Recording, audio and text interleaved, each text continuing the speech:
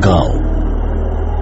उस गांव में बना एक पुराना कुआं और उस पुराने कुएं से जुड़ी कुछ धारणाएं जो ये बताती हैं कि उस कुएं में कुछ प्रेत आत्माओं का साया है। पहले ये कुआं गांव के बीचों बीच था, पर जब धीरे धीरे गांव से लोग गायब होने लगे तो उस कुएं की गहराइयों को भी तलाशने की कोशिश की गई, लेकिन जो भी उस कुएं के अंदर गया वापस नहीं आया। गांव वालों ने उस कुएं को पत्थर डालकर बंद भी करने की कोशिश की, पर अगली ही रात सारे पत्थर गांव वालों की छत पर गिरने लगे।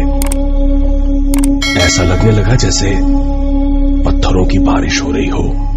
और अगली सुबह वो कुआं फिर से पत्थरों की जगह पानी से भरा था। ऐसी ही ढेरों कोशिशें जब नाकाम रही तो गांव वालों ने कुएं के पास बने सारे घर खाली कर दिए और पूरा गांव कुएं से दूर हट गया। पर कुआं अब भी गांव के रास्ते में खड़ा था।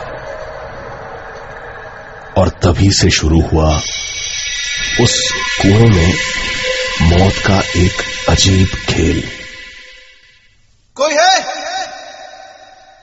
कोई है? निकालो मुझे यहां से। कोई सुन रहा है?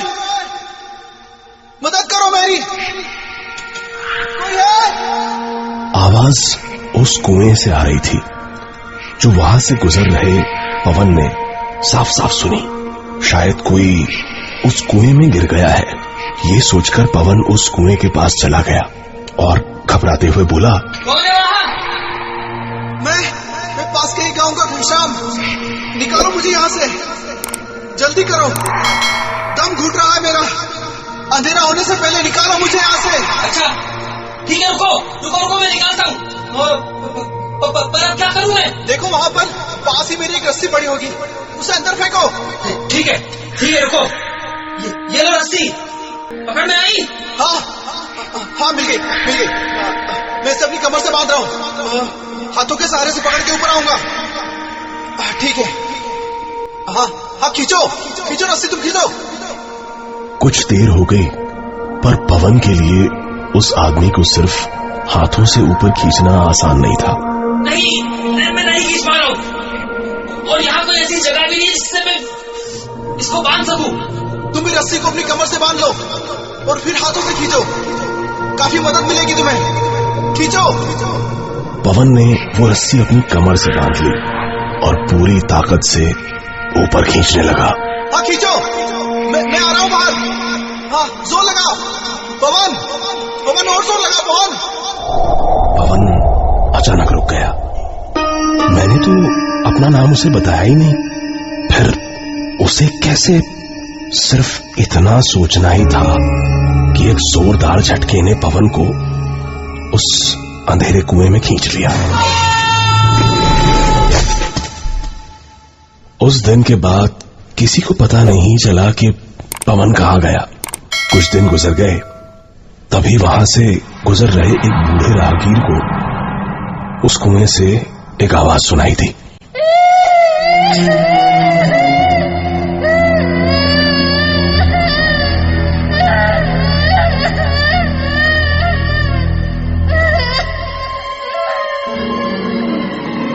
ये किसी बच्चे के रोने की आवाज थी।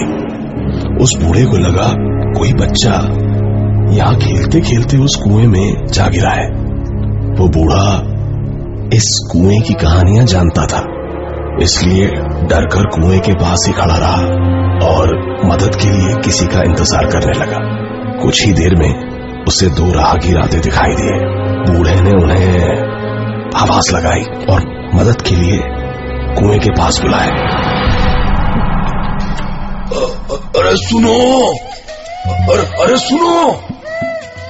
यहाँ कुएं में किसी का बच्चा गिर गया है। अब मेरी मदद करो उसे बाहर निकालने में। बूढ़े के कहने पर उन दोनों राहगीरों ने बच्चे को निकालने की कोशिश की और थोड़ी ही देर में बच्चे को चुप कराकर उससे अपनी कमर पे रस्सी भी बंधवा ली। बच्चे को बाहर खींचना आसान था और आसानी से ही बच्चा कुएं से बाहर भी आ गया। वो कुछ 7-8 साल का बच्चा रहा होगा। दोनों राहगीर और वो बूढ़ा खुश थे कि उन्होंने एक बच्चे की जान बचाई। धन्यवाद बेटा, आज तुम लोग नहीं होते तो पता नहीं क्या हो जाता। तभी एक राहगीर ने कहा, अरे नहीं नहीं, इसे हमने नहीं, आपने बचाया है। हाँ बेटा, क्या नाम है तुम्हारा? संतोष। कहाँ के रहने वाले हो तुम? माँ कहाँ है तुम्हारी? माँ नहीं है। अच्छा, पर तुम्हारे बाबा तो होंगे ना बेटा, कहाँ है? उस बच्चे ने राहगीर को हंसते हुए देखा और उस बूढ़े की तरफ उंगली उठा दी। उस दिन के बाद वो राहगीर भी गायब हो गए। कहा जाता है कि आजादी से पहले इस गांव में बहुत शातिर ठगों की टोलियां रहा करती थी, जिन्होंने कई बार वहां के लोगों और अंग्रेजों को ठगा था। पर एक दिन अचानक अंग्रेज सेना ने गांव पर हमला कर उन ठगों की टोलियों को खत्म कर दिया और मारकर सभी को उस कुएं में डलवा दिया। तब से उन ठगों की आत्माएं आज भी अलग अलग तरीकों से लोगों की जिंदगियों को ठग रही हैं। आज भी उस गांव में उस अंधेरे कुएं का मुंह खुला हुआ है और आज भी कोई मदद को पुकारता है।